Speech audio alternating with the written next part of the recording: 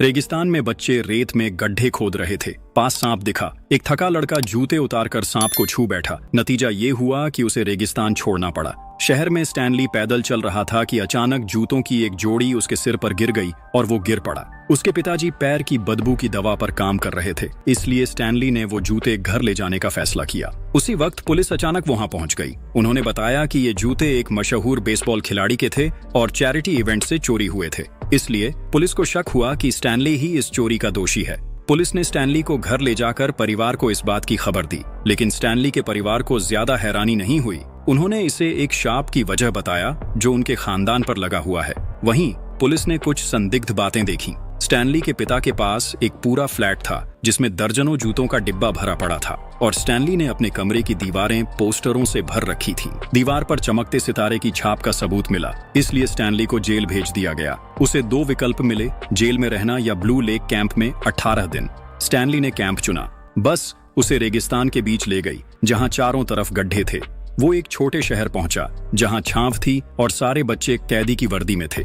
Stanley वहां camp के सहायक मिस्टर मैरियन से मिला। सर ने स्टैनली को कैंप के नियम समझाए। वहां न गार्ड टावर था न बाड़, चारों तरफ सिर्फ रेगिस्तान था जहां पानी भी नहीं था, इसलिए कोई भागने की कोशिश नहीं करता था। स्टैनली को 2 कपड़े और एक खोदने का टूल मिला। हर दिन उसे 5 फुट गहरा गड्ढा खोदना पड़ता था और वही टूल से उसकी गहराई नापनी होती थी। ज्यादा खोदने पर उसे धूप में और देर तक खड़ा रहना पड़ता। साथ ही उसे सांप और पीली धब्बों वाली छिपकलियों से भी सावधान रहना था क्योंकि वो खतरनाक थे। स्टैनली की मुलाकात कैंप के सलाहकार डॉक्टर पेंडांस्की से होती है। वो उसे कैंप घुमाते हैं और सबसे जरूरी नियम बताते हैं कि कभी भी अधिकारियों को परेशान मत करो। फिर वो बाकी लड़कों से कहते हैं कि स्टैनली को उसके सोने की जगह दिखाए। वो जगह गंदी थी जहां पहले एक बच्चे की उल्टी के दाग थे। डॉक्टर पेंडांस्की बच्चों को असली नाम से बुलाते हैं, लेकिन बच्चे आपस में उपनामों से बुलाते हैं। सबसे छोटा लड़का जीरो है। उसे ये नाम इसलिए मिला क्योंकि वो लगभग कभी बोलता नहीं। कैंप में अगर कोई गलती से किसी को असली नाम से बुलाता है तो उसे तुरंत धक्का देकर याद दिलाया जाता है कि यहाँ सिर्फ निकनेम से बुलाना है।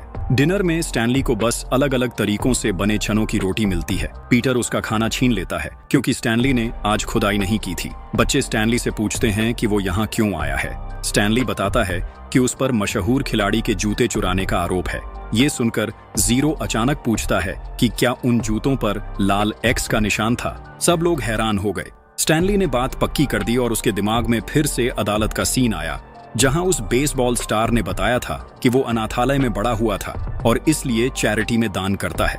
उस रात स्टैनली सो नहीं पाया। उसे दादा की बात याद आई कि उनके परिवार पर शाप है जिसकी वजह से उसके पिता कभी अपनी खोजों में सफल नहीं हुए। यहाँ तक कि परदादा भी बदकिस्मत रहे। उन्होंने शेयर मार्केट से बहुत पैसा कमाया था, लेकिन एक कुख्यात अपराधी ने उन्हें नुकसान पहुंचा दिया। उस अपराधी का नाम परजीवी था जो बहुत निर्दयी और खतरनाक था। उसकी आदत थी कि हत्या के बाद वो पीड़ितों के चेहरे पर लाल लिपस्टिक का निशान छोड़ता था, लेकिन स्टैनली के परदादा को उसने नहीं मारा। उसने सिर्फ उनकी कीमती चीज छीन ली और उन्हें रेगिस्तान में प्यास से मरने के लिए छोड़ दिया।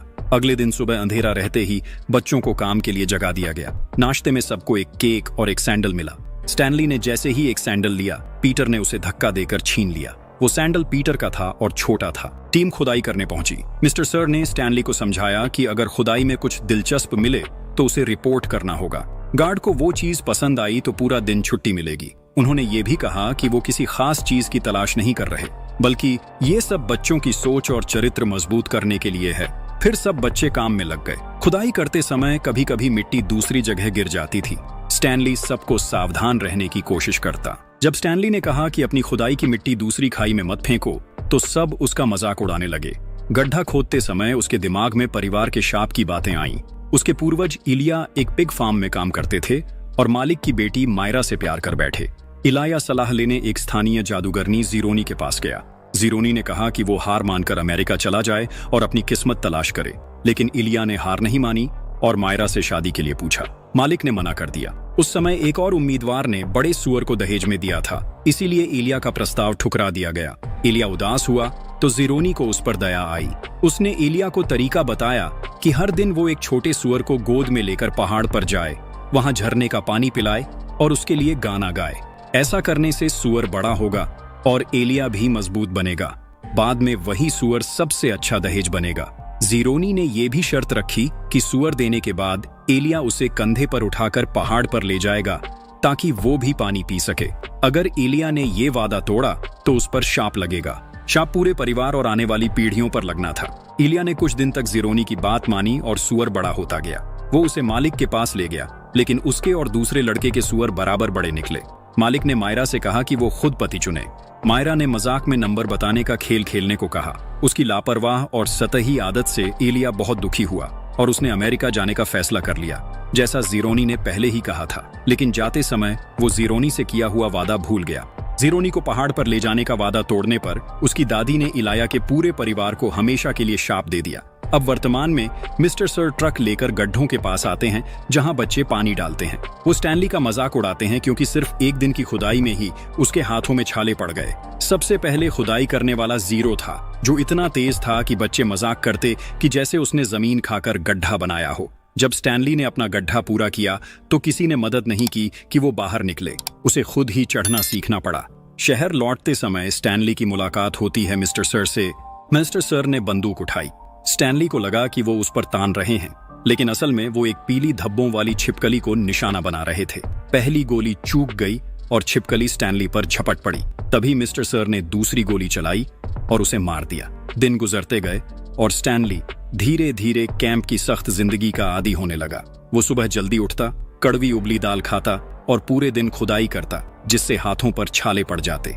कभी खतरनाक जानवर दिख जाते और कई बार शावर भी काम नहीं करता। बाकी बच्चे अक्सर उसका मजाक उड़ाते। स्टैनली को बच्चों ने कमजोर कहा, लेकिन वो परेशानियों से बचने के लिए चुपचाप सब सहता रहा। उसने माँ को लिखे पत्रों में झूठ बताया कि वो एक अच्छे कैंप में मजेदार गर्मी बिता रहा है।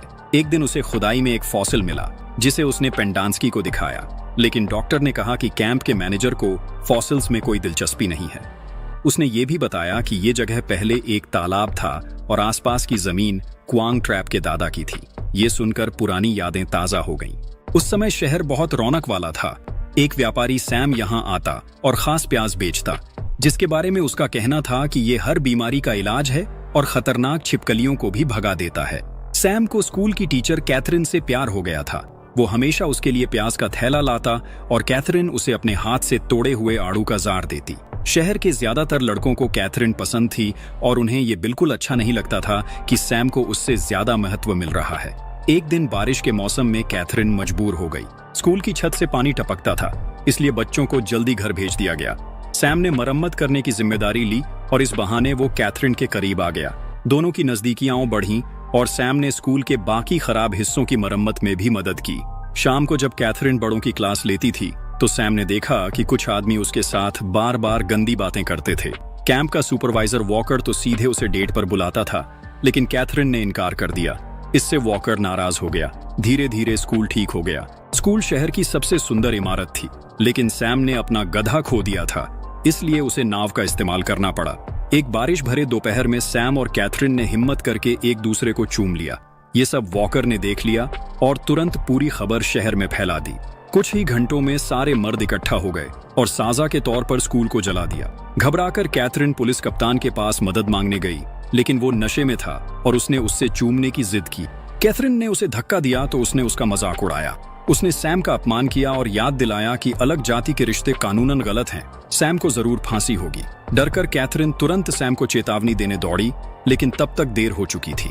सैम नाव पर बैठा हुआ गोली मारा जा चुका था। कुछ समय बाद कैथरीन वापस आई और पुलिस कप्तान को गोली मार दी। फिर उसने उसके होठों पर वो चुंबन रख दिया जिसकी वो हमेशा चाहत रखता था। इसके बाद कैथरीन शहर छोड़कर एक कुख्यात हत्यारा बन गई, जिसे किसिंग के नाम से जाना जाने लगा। अब वर्तमान में पीटर स्टैनली से मिलने आता है। उसने कहा कि अगली बार अगर कुछ भी मिले तो उसे देना होगा। बाद में शहर में स्टैनली अचानक उसी लड़के से टकरा गया जो उसे और उसकी दोस्त को तंग करता था और लगभग लड़ाई हो गई। लेकिन बाकी बच्चे बीच में आ गए और तभी से स्टैनली को उस ग्रुप का रिस्पेक्ट मिलने लगा।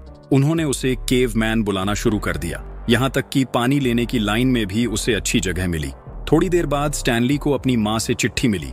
उसमें लिखा था कि उसके पिताजी की कोशिशें अभी भी कामयाब नहीं हो रही हैं और मकान मालिक उन्हें जल्द ही घर से निकाल सकता है। इस बीच ज़ीरो ने देखा स्टैनली चिट्ठी पढ़ रहा था। तब ज़ीरो ने मान लिया कि उसे कभी पढ़ना लिखना नहीं आया और उसने स्टैनली से सिखाने की गुजारिश की, लेकिन स्टैनली ने मना कर दिया। बोला कि मैं अच्छा टीचर नहीं हूँ और दिन भर की थकान के बाद मुझे आराम चाहिए। एक बार खुदाई करते हुए स्टैनली को अचानक एक छोटी चीज मिली जिस पर केबी लिखा था। बच्चों ने सोचा कि ये शायद पिस्तौल की गोली का खोल हो सकता है, लेकिन वो बहुत पतला था। पीटर ने तुरंत उसे छीन लिया और स्टैनली की मना करने की बात पर ध्यान नहीं दिया। जब पेंडेंस्की ने यह देखा तो उसने तुरंत अपने सीनियर को खबर दी, यानी कैंप के अधिकारी को। जल्दी ही वो सामने आ गई और सारे बच्चे हैरान रह गए कि वो एक खूबसूरत औरत थी। वो इस खोज से बहुत खुश हुई। उसने पीटर को पूरा दिन आराम करने को कहा और बाकी बच्चों को आदेश दिया कि वे पीटर के गड्ढे के आसपास पूरी जगह खोदें। उस दिन दोपहर को बच्चे आम दिनों से ज्यादा मेहनत करते रहे, लेकिन उन्हें कुछ नहीं मिला क्योंकि वो सही जगह नहीं थी। अगले कई दिनों तक वे उसी सुरंग में खुदाई करते रहे, लेकिन उन्हें सिर्फ एक छोटा सा नॉब मिला। अंत में कैंप का इंचार्ज हार मान गया और बच्चों को फिर से खुदाई करने भेज दिया, जैसे पहले करते थे। अगले दिन जब मिस्टर सर बच्चों को पानी दे रहे थे तो एक लड़के ने चुपके से ट्रक से सूरजमुखी के बीजों का थैला चोरी कर लिया। मिस्टर सर के जाने के बाद बच्चे बीजों को बांटकर खाने लगे, लेकिन थोड़ी देर बाद उन्होंने देखा कि थैला गायब है और मिस्टर सर वापस आ गए। बच्चे जल्दी से थैला छुपाने लगे, लेकिन गलती से बीज स्टैनली के पैर के पास गिर गए। उसने रेत से उन्हें ढकने की कोशिश की। जब मिस्टर सर वापस आए तो उन्होंने अब भी बिखरे हुए बीज देख लिए। स्टैनली ने अचानक अपने दोस्त की बजाय खुद गलती मान ली, जिससे सब चौंक गए। तुरंत ही मिस्टर सर उसे सजा के लिए कैंप के इंचार्ज के पास ले गए। ऑफिस के अंदर दीवारों पर किसिंग केट के पोस्टर लगे थे। इंचार्ज ने स्टैनली को एक खास नेल पॉलिश दिखाई, जिसे उन्होंने खुद बनाया था और जिसमें सांप के जहर की बूंदें मिली थी। नेल पॉलिश लगाने के बाद उन्होंने अचानक मिस्टर सर के चेहरे पर थप्पड़ मार दिया, क्योंकि उसने स्टैनली की खुदाई के काम में बेवजह दखल दिया था, सिर्फ कुछ सूरजमुखी के बीजों की वजह से। फिर उन्होंने आराम से स्टैनली को वापस जाने दिया। जब वो वापस खुदाई वाले इलाके में आया तो बच्चे उसे हीरो की तरह देखने लगे और जीरो ने उसका गड्ढा पूरा कर दिया। धन्यवाद देने के लिए स्टैनली ने जीरो को पढ़ना लिखना सिखाने का वादा किया। अगली बार जब उसकी मुलाकात मिस्टर सर से हुई तो उसने अपने चेहरे पर 2 भयानक निशान दिखाए, जो वार्डन के जहरीले नाखूनों की वजह से थे। वो इतना गुस्से में था कि स्टैनली को पानी तक नहीं दिया। इस बीच स्टैनली को याद आया कि उसने वार्डन के ऑफिस में क्या देखा था और उसने सोचा कि जो छोटी धातु की नली उसे मिली थी वही किसन केट की लिपस्टिक स्टिक थी। यादें सामने आईं। केट ने सिर्फ उन्हीं लोगों को मारा जो सैम की मौत और स्कूल जलाने की घटना से जुड़े थे, लेकिन उसने कई बार लूटपाट भी की। स्टैनली के परदादा से जादुई तलवार लेकर केट ने उसे उस जगह दफना दिया जहां पहले तालाब था। आराम करते वक्त केट को वॉकर और उसकी पत्नी पकड़ लेते हैं। उस वक्त शहर पूरी तरह तबाह हो चुका था, क्योंकि तालाब उसी दिन सूख गया था जब सैम मरा था, जिससे लोग कंगाल हो गए थे। उन्हें मारने की बजाय केट ने एक मीठे बदले का रास्ता चुना और खुद को काटने के लिए एक छिपकली छोड़ी, जो अपने साथ राज लेकर गई। खजाने को छिपाने का राज कब्र में दफन है। इसी वजह से वॉकर और उसके सारे वंशज हमेशा ये विशाल रेगिस्तान में बेकार खोदते रहेंगे। अब वापस वर्तमान में आते हैं। स्टैनली ने जीरो को पढ़ना लिखना सिखाना शुरू किया। जीरो ने अपना असली नाम बताया, हेक्टर जीरोनी, यानी वो वही है जो उस जादूगरनी जीरोनी की संतान है। क्योंकि जीरो बहुत तेजी से गड्ढे खोदता था, इसलिए उसने स्टैनली की मदद करनी शुरू कर दी। इससे बाकी बच्चे उस पर जलने लगे। एक शाम जीरो ने अपनी माँ के बारे में बताया। उसकी माँ ने बहुत मेहनत की थी उसे पालने के लिए, लेकिन एक दिन अचानक वो गायब हो गई। जीरो को सड़कों पर भटकना पड़ता था। कुछ ही दिनों बाद उन बच्चों में से एक, जो अक्सर स्टैनली को तंग करता था, फिर से उससे उलझ पड़ा और कहा कि स्टैनली को मदद मिली थी, इसलिए वो खुदाई कर पाया। स्टैनली ने उसका सामना किया और पेंडांस्की ने तो दोनों को लड़ने के लिए उकसाया ताकि मसला सुलझ जाए। जब दोनों जमीन पर लड़ रहे थे, स्टैनली जल्दी ही कमजोर पड़ गया। तब जीरो बीच में कूदकर अपने दोस्त को बचाता है और लगभग उस लड़के को मार ही देता। पेंडांस्की ने हवा में गोली चलाकर लड़ाई रोक दी और थोड़ी देर बाद कैंप का सुपरवाइजर आ गया। बच्चों ने बताया कि जीरो ने स्टैनली की खुदाई में मदद की थी, लेकिन स्टैनली तुरंत सफाई देता है कि ऐसा नहीं था। बस इतना था कि स्टैनली जीरो को पढ़ाने का काम करता, लेकिन वार्डन बहुत गुस्से में थी और पेंडांस्की लगातार जीरो का मजाक उड़ाता रहता था, उसे आलसी कहकर चिढ़ाता था। इतना दबाव सहन करने के बाद जीरो आखिरकार गुस्सा हो गया, पेंडांस्की को फटकार लगाई और फिर भागकर रेगिस्तान में चला गया। मिस्टर सर उसे पकड़ने जाना चाहता था, लेकिन वार्डन ने रोक दिया और कहा कि जीरो का कोई परिवार नहीं है, बस उसके रिकॉर्ड मिटा दो और मानो वो कभी था ही नहीं। उसी रात बच्चे चर्चा कर रहे थे कि जीरो जरूर रेगिस्तान में मर जाएगा। स्टैनली लगातार चिंता में डूबा था और उसे याद आ रहा था, ये तुम्हारे परदादा की कहानी थी, जो लुटेरों से बचकर रेगिस्तान में 16 दिन तक जिंदा रहे। लोग कहते हैं कि उन्होंने वो जगह ढूंढ निकाली जिसे तुम भगवान की उंगली कहते हो। लेकिन असल में कोई नहीं जानता वो क्या है, क्योंकि जब उन्हें मिला था तो वो लगभग पागल हो चुके थे। अगले दिन एक नया बच्चा आया जो जीरो की जगह लेने वाला था, जिससे स्टैनली को बुरा लगा। इसलिए उसने एक योजना बनाई। जब मिस्टर सर पानी भरने आए तो स्टैनली अचानक ट्रक पर कूद गया और वहां से चला गया। मिस्टर सर तुरंत ट्रक के दरवाजे से चिपक गए। स्टैनली उन्हें हटाने की कोशिश कर रहा था, लेकिन ध्यान भटकने की वजह से ट्रक एक गहरे गड्ढे में गिर गया। हार मानने की बजाय स्टैनली गाड़ी से बाहर निकला और सीधे रेगिस्तान की तरफ दौड़ पड़ा, जबकि बाकी लोग जोर जोर से चीयर कर रहे थे। जब कैंप की मैडम को खबर मिली तो उसने मिस्टर सर को आदेश दिया कि स्टैनली के लापता होने की रिपोर्ट 2 हफ्ते बाद दे, क्योंकि तब तक कोई सबूत नहीं मिलेगा। तेज धूप और जलती गर्मी के बीच स्टैनली ने हिम्मत नहीं हारी और चलता रहा, अपने आसपास की जहरीली छिपकलियों की परवाह किए बिना। आखिरकार उसे सैम की नाव मिली और उसके नीचे जीरो पड़ा था। वो थका हुआ और पूरी तरह से कमजोर था, लेकिन अब भी जिंदा था। जीरो ने अपनी हिम्मत उन मीठे पेड़ों के जार से बचाए रखी। वही पेड़ थे जो कई साल पहले केट ने सैम को दिए थे, और अब वो कांच के जार में बंद थे। जब स्टैनली ने भी उन पेड़ों को खाया तो उसने दूर एक पहाड़ देखा जो अंगूठे की तरह दिख रहा था, और तुरंत समझ गया कि वहीं उसके पूर्वजों ने कभी जिंदगी बिताई थी।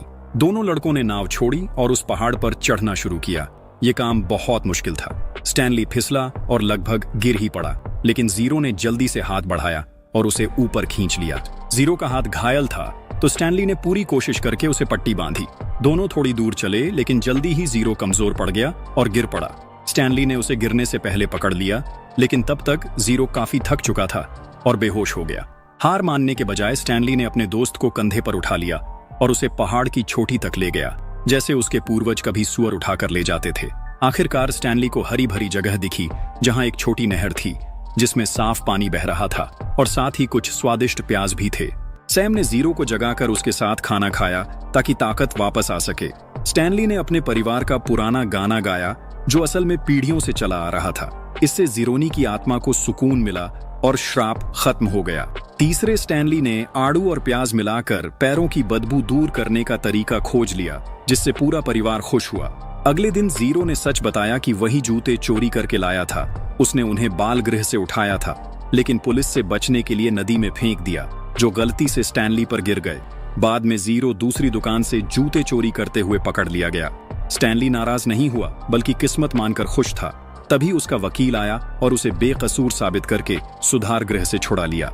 जेल अधिकारी गुस्से में था। वकील को भगा दिया गया, लेकिन उसने वादा किया कि वो समर्थन के साथ वापस आएगा। स्टैनली और जीरो ठीक होने के बाद उसी जगह लौटे जहां स्टैनली को पहले लिपस्टिक का टुकड़ा मिला था।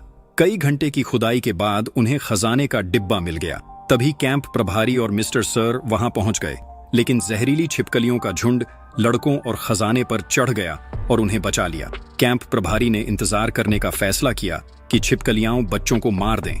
अगली सुबह छिपकलियों ने स्टैनली और जीरो को नहीं काटा। तभी वकील पुलिस के साथ वापस आई। कैंप प्रभारी ने झूठ बोला कि बच्चे ट्रेजर बॉक्स चुराकर भाग गए, लेकिन जीरो ने सच साबित किया और बताया कि उस पर स्टैनली के परदादा का नाम लिखा है। फिर सब शहर लौट आए। वकील ने ट्रेजर बॉक्स को गाड़ी में रखकर जाने का ऐलान किया, लेकिन स्टैनली ने जीरो के बिना कैंप छोड़ने से इनकार कर दिया। वकील ने जीरो का रिकॉर्ड मांगा, लेकिन वो गायब था। पुलिस की जांच में पता चला कि मिस्टर सर असल में फरार अपराधी है और पेंडांस्की असली डॉक्टर नहीं है। दोनों जेल अधिकारियों को गिरफ्तार कर लिया गया। उसी वक्त कई दशकों बाद बारिश हुई और बच्चे बाहर निकलकर जश्न मनाने लगे। कुछ दिन बाद स्टैनली और जीरो ने अपने परिवार के साथ एक रेस्टोरेंट खोला, जिसमें खजाना और कीमती शेयर थे। खजाना स्टैनली और जीरो में बराबर बांटा गया और परिवार ने मंजूरी दी। जीरो ने उस पैसे से एक प्राइवेट डिटेक्टिव रखा और अपनी मां को ढूंढ लिया, जिससे मां से मिलना हुआ। कुछ दिन बाद जेल कैंप बंद हो गया और लड़कों को सही सलाह और इलाज के लिए भेजा गया। स्टैनली और जीरो का परिवार एक अमीर इलाके में साथ रहने चला गया, जहां दोस्त भी मिलने आते थे। स्टैनली के पिता की खोज कामयाब रही और मशहूर पिघलती हुई गेंद एक ब्रांड का चेहरा बन गई।